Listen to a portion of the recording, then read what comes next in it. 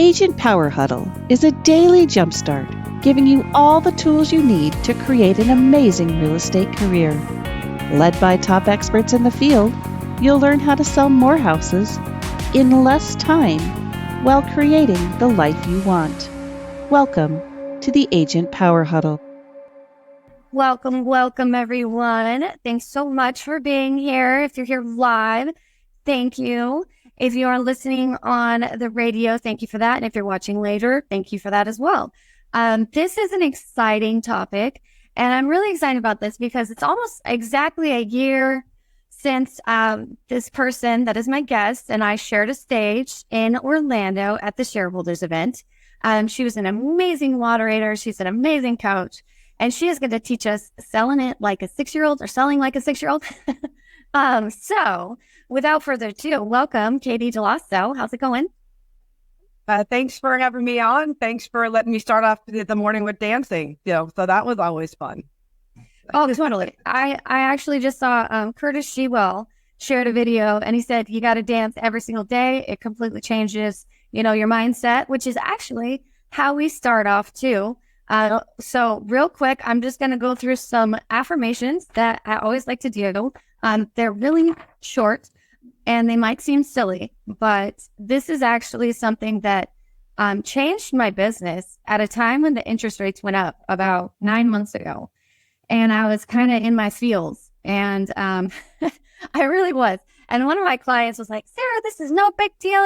There's assumable loans. And I didn't know crap about assumable loans. And but he, whoever has the strongest belief and passion in a situation is going to control that situation. And in that situation, he did. So thank you to Brent Conley. I'm a big fan, and you definitely helped me out. And now, write that down, by the way. Oh yeah. Good stuff. Okay. So the affirmations that I have, and this is really important, especially if you guys are making calls or if you're nervous about, a listing appointment or anything like that. If you say these, or if you do your little super star pose or I don't know, it was on Grey's Anatomy. You know what I'm talking about? Like, yeah. I used to do that. Yeah. I used to do that before these because I used to totally get in my head. My mouth would go dry and I just freak out. So, but now I say these and now I'm good to go. All right. So my affirmations are, I am successful regardless of what is happening in the current market. Each call is an opportunity to build a positive connection and provide value. I am well prepared and knowledgeable about my market and the services I offer. I am persistent and resilient. I will keep going despite any challenges. I focus on solutions and benefits, not just making a sale. Every call brings me one step closer to achieving my goals. I'm a great communicator and can convey my message effectively. My enthusiasm is contagious and it resonates with people I'm talking to. And I know that success comes from consistent effort. And that is my favorite one to end on because it's so true. And even if you are feeling like you have been one of those people that has been calling like me for 9 months, to people that hang up on you or ignore you or whatever, or just never pick up the phone, eventually they do call back, or eventually they do pick up the phone. So just keep going because you're going to hit that, gold if you just keep chipping away. So, all right, now, Katie, I'm going to let you take it over and just run this. And I'm just here. Lord. Well, I will thank you, Sarah, again for having me on as a guest. It was such a pleasure to meet you last year, and I was inspired by you and what you built and how you support realtors all over the country. And so thank you for what you do for all of us as realtors. And you are the person that I call that I'm like, I have a systems question, right? I've got, and it's like, how does this work? And help me see this. And I've got you and one other person. There's two of you that are my systems experts. And I'm like, okay, if they both tell me the same thing, then that's probably what I need to do, right? So, it's good to have surround yourself with people that think and do things differently because it challenges our own beliefs. And it's what you just said about your affirmations. Is your affirmations posted somewhere? Because I would actually want to steal them, and I don't know if anybody else wants to steal them, but it's like, or maybe tweak them a little bit that are more me, but 90% of those I'm like, yes. Yes. So, So I do have them in my Facebook group, which is called the Future of Follow-Up for Real Estate. It is also in Workplace if you are an EXP agent. And if you're not an EXP agent, hit me up because hello, come on over to the fun side. But I have a workplace group. It's called Inside Sales Agents General, and they are also posted in there. But you can also just hit me up on social, and I will send you. Please. Yes. I don't know if anybody else felt the same way, but I did. One of my things, I've as a public speaker, I've been a national trainer speaker since 2008. I don't even like saying these words out loud. As it goes into my brain, I'm like, oh, I've been a realtor for 20 years. I said, I feel like those, old ladies at the open house that are like, I've been doing this for, 35. And I'm like, oh, Lord. So I've been in various roles inside of real estate, mostly in leadership roles in the last 20 years, speaking, coaching, training, running large and small real estate offices. My favorite place is the stage and a microphone. So as many people are afraid of public speaking, I love it. And I actually love to help train people on how to be a public speaker. It's fun. And it's also a great source for lead generation. And my favorite thing about speaking, which is why I like to moderate, is I like to be interrupted. So I won't interrupt me, Sara. I want those of you that are here live, pop into the chat. Sara, can you keep an eye on the chat? Because sometimes I get on a roll and I'm half Irish, half Italian. It means I like a loud fight, but I also talk with my hands. So I'm not always clicking on the buttons for the chat. If you could help Will do. And I was going to interrupt you. I was going to tell you that you definitely helped me. That was my first time speaking at such a massive event in front of people. And I remember you were like, hey, you got this. You asked me what my topic was beforehand, and you're like, that's great. So you gave me so much confidence. So thank you. And yes, I will keep an eye on the chat, but you just go, girl. Awesome. I will just give one tip on public speaking. And if I didn't tell you this, I apologize. I'll say it now. Public speaking, most people get concerned about public speaking because it's primal, right? We are ultimately pack animals. This is why, the healthiest people in the world have great relationships, because we have our pack, our tribe, our group. And so when we are on a stage, we are outside the pack, and our body genetically goes, whoa, outside of the pack, you die. So you think about any other pack animal, if you're outside the pack, it's dangerous. And so our body feels that. It's the same as like, do I run across the freeway? No, that's dangerous. So our body has that we're outside the pack. And so our body responds that way. So we need to tell our body, no, we're safe. It's okay. See, my pack is right there. They're here to take care of me. And when you're doing public speaking, instead of talking to a group, pick one person in the crowd and talk to one person, because you all are really good at talking one-on-one. So then just make one point to one person, and then look into and find somebody else to make your second point to the second person, and just have a conversation, because that feels more intimate anyway, and people will connect with you differently that way. And it doesn't feel like you're outside the pack anymore. It feels like you're connecting with one person at a time. And then it has a ripple effect inside the whole room that you aren't even aware of. And it doesn't matter, because you are feeling connected with your pack. So it's a way to kind of trick our millennial old genetics around. We've got to be inside the pack. And so it feels scary outside the pack. So that's what that is. So that's my public speaking hack, is to do that. You did tell me that too. And I'm excited to hear selling like a 6-year-old. So yeah, well, this is part of it, because it's the same reason that people don't like to sell, is because they feel outside the pack. They feel like, I'm outside this feels awkward. So you were talking about follow-up, and my favorite sales book, okay, everybody write that down, get a pencil.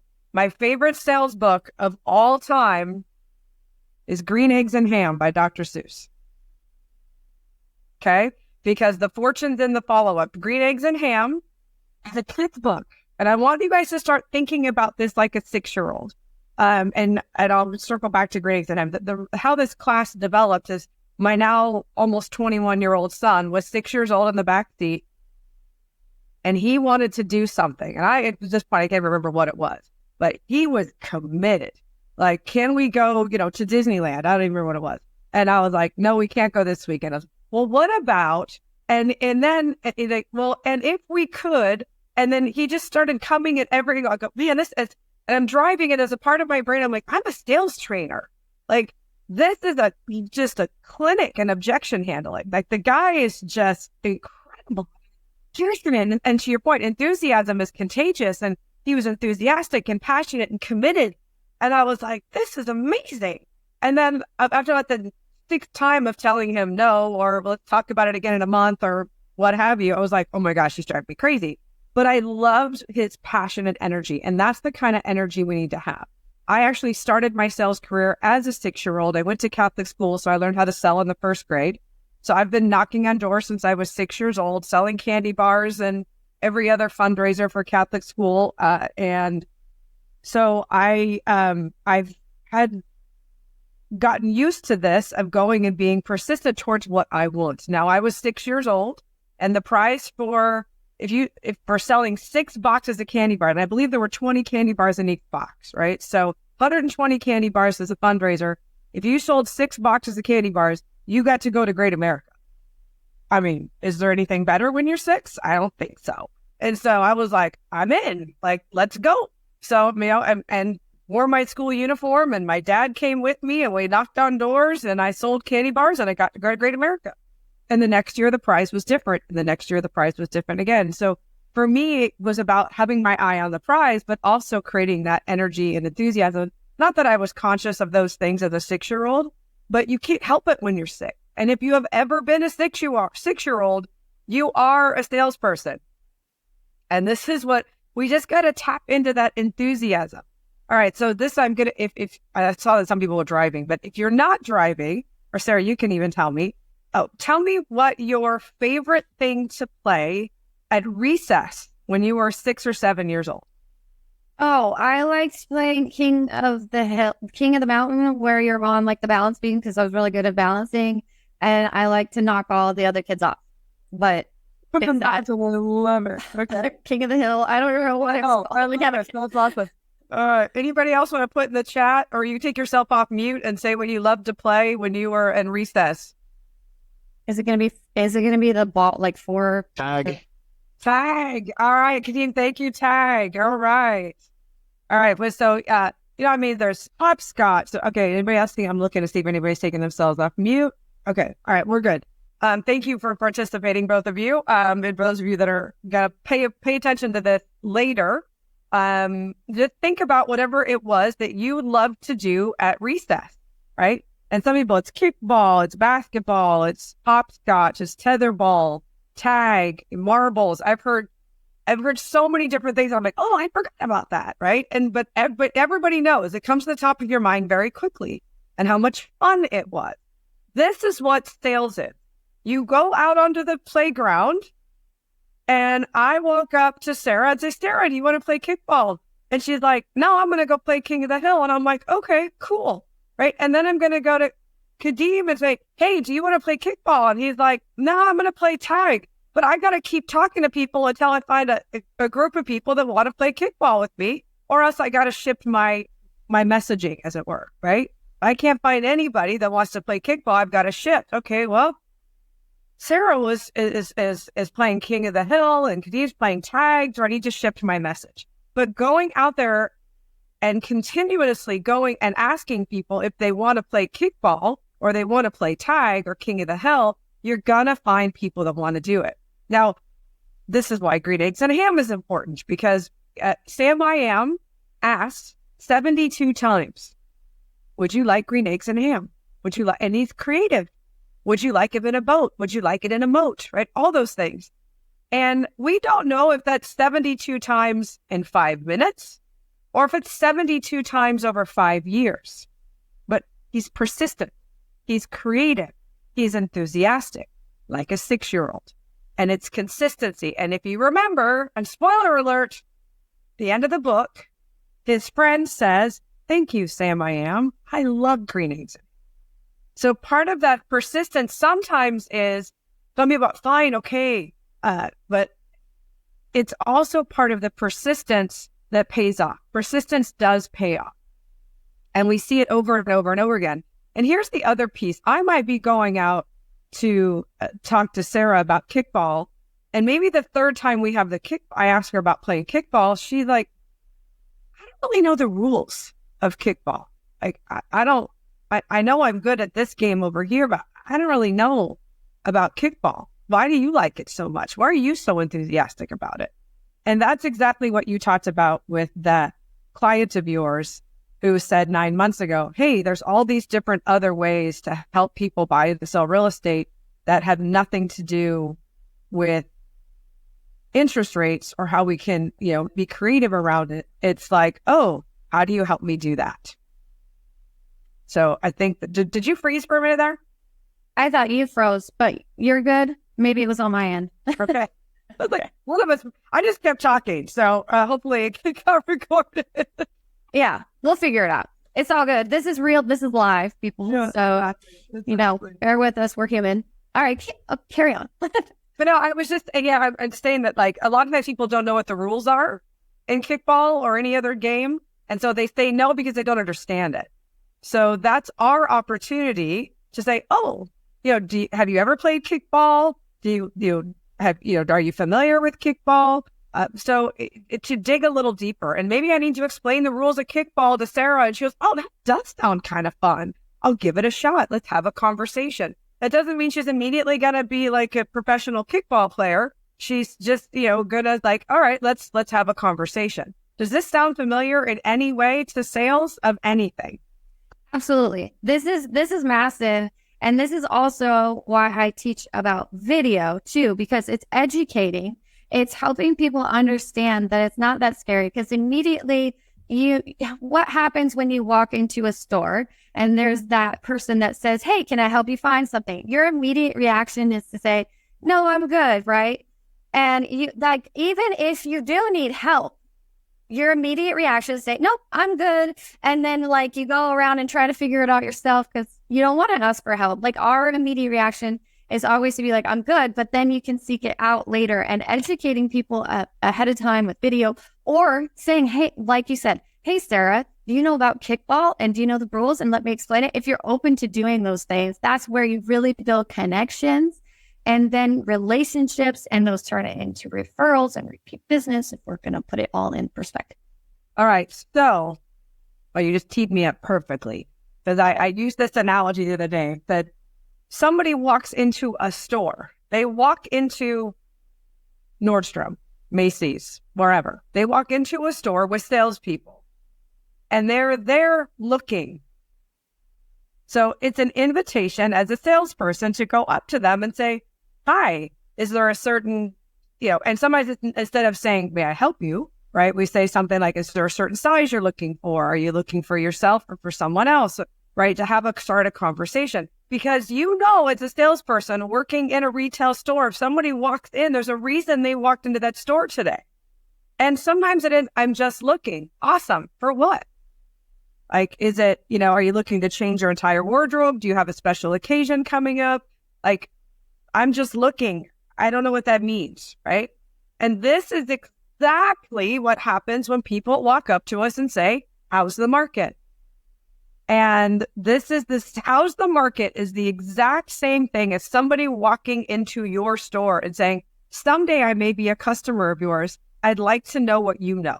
I'd like to know why I would buy something from you, your store, etc. So how's the market is the international sign for book an appointment. Say it one more time. How's the market is the international sign for book an appointment. The number of realtors that ignore how's the market and spend thousands of dollars on internet leads is insanity. The internet leads don't know you. The people that are standing in front of you as a human being connecting with one another saying, hey, I hear you like kickball. I hear you like King of the Mountain. Like, yeah, it's really fun. And then keep walking away. It's like, okay, well, cool. Of course she thinks it's fun because she's good at King of the Mountain, right? But instead of going, oh, well, why do you ask about King of the Hill? Sorry, I wrote down King of the Hill, but I keep saying King of the Mountain. But like, we need to ask the next question. Would you like to role play with me, Sarah? Sure. Ask me, how's the market? The market. Well, thanks for asking, Sarah. I'm just curious. Are you thinking about buying or selling or commercial real estate? Well, I mean, I'm happy in my home right now, but I've heard some things on the news, so I was just curious. Oh, awesome. Where are you curious? Is there a certain location or neighborhood that you're curious about learning more? I guess where I'm at in Lakeland Hills. Okay. Awesome. Do you own your own home? I do. Have you had anybody come over and do like an annual assessment of your largest financial investment, which is your home? Have you had anybody come in and give you like a almost like an appraisal, but from me? I haven't done that since we bought it. No. Okay. Well, would you be available tomorrow afternoon about 4 o'clock? I'd love to come over, see what you've done see what upgrades you've done, and possibly give you some ideas on simple things you could do to your house to increase the value. Would that be helpful for you? That would be helpful, except I'm not available at 4. Could we do it more like 6? We could do it not tomorrow at 6, but the day after. Is that okay? That works for me. Okay. So nobody is curious about the market. Not a single person is curious about the market. No one ever. They have a very specific neighborhood in mind. And yes, typically it is their own, right? Same with I'm thinking about buying, I'm thinking about investing, because they're thinking about something. People walked into your store. They looked at you and said, how's the market? It is your store. I've actually done exercises. My friend Rick Jiha, who we lost last year, he and I did an exercise live in one of and where we talked about how many times a week he and his team would get asked, how's the market? And then we did the multiplier of okay, if it's 50 times a week times 50, that's 2,500. Is that right? I get my math right? Yeah. 2,500 people asked, how's the market in a year? And I said, do you think any of those people bought or sold real estate from somebody else? And he got very sad. But if you start to do the math on that, if you start to look at those conversations as maybe not an immediate lead, but at least a prospective lead. Somebody may say, I'm curious because, when Johnny graduates from high school, we're going to sell our house. Awesome. How old's Johnny? Well, Johnny's 14. He just finished his freshman year. So in 3 years, they're going to want to sell their house. People that have a plan for real estate in the next 3 years are thinking about real estate more than we do. And so they're great referral sources. So it's a great opportunity to hey, let's sit down. Let's talk about your plan. Let's see what that looks like. Let's take simple things you can do to your house in the next 3 years so that you don't have to deal with any deferred maintenance when we go to let's sell the house. Let's sit down and have a conversation and show them that you are a professional. This is, professional services are highly valued resources for people. And that's who we are. And we've got to start behaving that way. Because I'm telling you, if a financial advisor is asked about how's the stock market, I can guarantee you they're booking an appointment. At the very least, they're calling the next day and saying, hey, it was great to chat with you. You asked me a couple of questions. Hey, why don't we take a look and see what your portfolio looks like? And we can help you. They do it. We don't. And so I have agents that will roll their eyes when I say, how many times a week do people ask you, how's the market? Ate that question. And I'm like, oh, those are leads. Those are leads. Those are free leads, people that are interacting with you.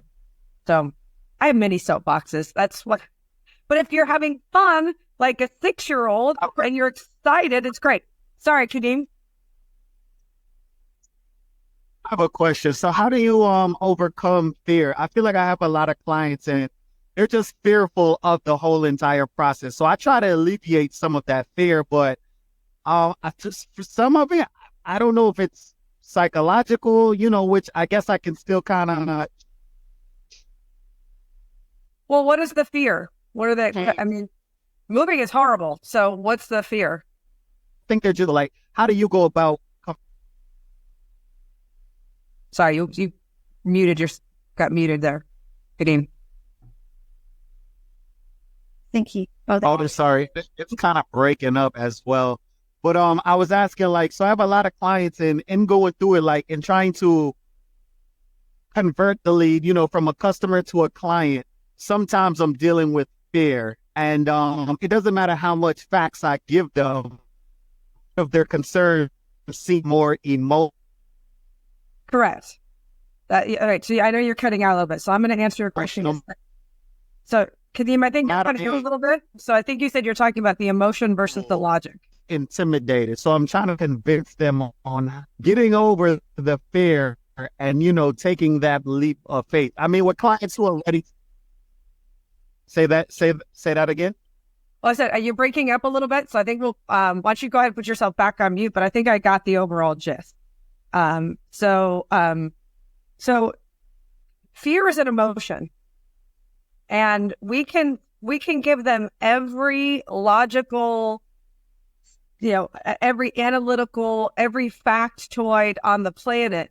But that fear is emotional, right? So we cannot ever combat fear with logic. So we have to actually look at the fear, right? And say, hey, and agree with them. Like, it's okay to be scared. Like, and let's talk about what that looks like. And then courage is not the absence of fear. Courage is the understanding that something is more important. So I would not even worry about the facts. Like, the fact that they're even talking to you is they're building up some courage, that they're having a conversation with you about real estate, even though it scares them. So you could say, hey, good for you for having the courage to have a conversation about real estate when it's a little scary, and I get it. And it is a little scary. And why would you, like, in the best case scenario, why would you even want to do it? First of all, moving is horrible. Nobody wakes up in the morning and goes, hooray, I'm moving today. Ugh. Right?